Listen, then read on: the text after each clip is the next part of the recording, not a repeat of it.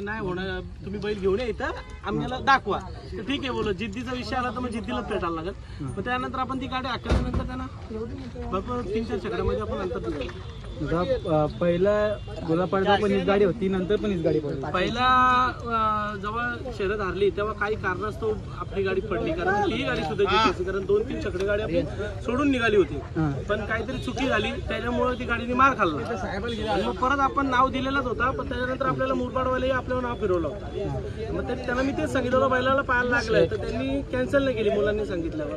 पण तरी बोललो चल मग आता शर्यत होऊनच जाऊ. एकदम सुंदर अशी गाडी पडली आता. चांगली गाडी चांगली पाहिली आता, भारी छान अशी गाडी पाहिली. आता नॅनी ड्रायव्हरने गाडी हाकलली, पण अशी जालन्याचे ड्रायव्हर होते, म्हणजे कुठेतरी गडबड झाली हाकलण्यामध्ये, नाहीतर बैलांमध्ये कुठेतरी 19-20 झाला असेल. त्यांचा बैल त्यांच्या हातावर जास्त पडतो, यांचा बैल यांच्या हातावर. आता नॅनी ड्रायव्हरने गाडी चांगली हाकलली, जिंकलेली.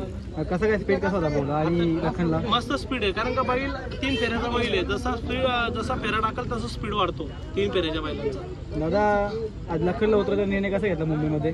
लखनला उतरायचा निर्णय म्हणजे लखन हा माझाच बैल आहे, कारण का सर्जेराव शेठ आणि आमचे एकदम घरातले संबंध आहेत. कारण का बैल हा मुंबईला जोरपर्यंत पळल, कैलास जोशी मोहनशेठ राऊत यांच्याच नावाने पळल, जोरपर्यंत मुंबईला बैल पळल. आणि विषय असा झाला, मी त्यांना सांगितलं शेठ आपल्याला बैल मुंबईला पाहिजे अशा मैदानाला 21 तारखेला. तर ते म्हटले शेठ 100% आपण तो आजला त्या दिवशी जो 28 तारखेला जो मैदान झाला, 28 तारखेच्या मैदानाला 1 नंबर केला लखनने आपल्या, आणि त्याच दिवशी रात्री बैल भरून मुंबईला आणला. दादा आता आपला काशी आला नाही मैदानामध्ये? काशीला आपण घाटावर पाठवलंय, कारण का त्यांनी 2-4 शर्यती चांगल्या अशा केल्या. त्याच्यानंतर परत त्याचा पाय सुजायला लागलेला, पायाला दुखापत झाल्यामुळे परत त्याला आपण कराडला घाटावर पाठवून दिला. तू अशी चांगली आहे की आकाश शेटराव एक मोठी विक्रमी खरेदी करतात, काय सांगाल? खरेदी 100% आपण करणार आहे, कारण का माझे मित्र मिलिंद शेठ पाटील यांनी मागच्या वेळेसच बोललेले आहेत की आकाश शेठची सर्वात विक्रमी खरेदी असेल, आणि 100% तुम्हाला विक्रमी खरेदी बघायला मिळेल येत्या 2-4 दिवसामध्ये. आता आजचा गुलाल किती महत्त्वाचा होता? गुलाल हा खूप महत्त्वाचा असतो, कारण का पहिली शर्यत हारल्यानंतर अतिशय सगळं असं दुःखमय वातावरण झालं होतं. कारण का एवढं आपण जीवाची बाजी लावून आज 1 नंबरचा खेळ करायचा आणि परत त्यामध्ये पराभव होणं ही खूप मोठी वेगळी गोष्ट असते. कारण का प्रत्येक गाडा मालकाला याची कल्पना असते, मालकाला पैशाचा हिशोब नसतो, पण गुलालाला खूप महत्त्व असतो. कारण आज एवढा लाखो रुपयाचा बैल आहे लखन, त्याच्या पाटणीवर गुलाल नाही, आमच्या अंगावर गुलाल नाही, त्याची खूप कमतरता भासत होती.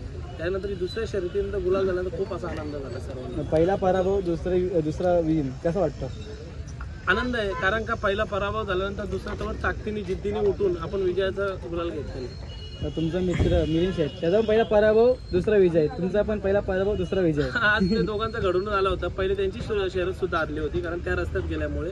त्यानंतर दुसरी शर्यत त्यांनी चांगली अशी जिंकलेली आहे. मी मगाशी धाग्यावर गाडी बघितली. भुंगा हा सध्याला 1 नंबर स्पीडचा बैल आहे. भुंगा सुद्धा माझाच बैल आहे, लखन पण त्यांचाच बैल आहे, कारण आमचे दोन्ही घरातले आमची बैल आहेत. भुंगा आणि लखन कधी पळणार मग? भुंगा आणि लखन येत्या पुढच्या अड्ड्यामध्ये पळवायचं 100% आहे आमचा विचार.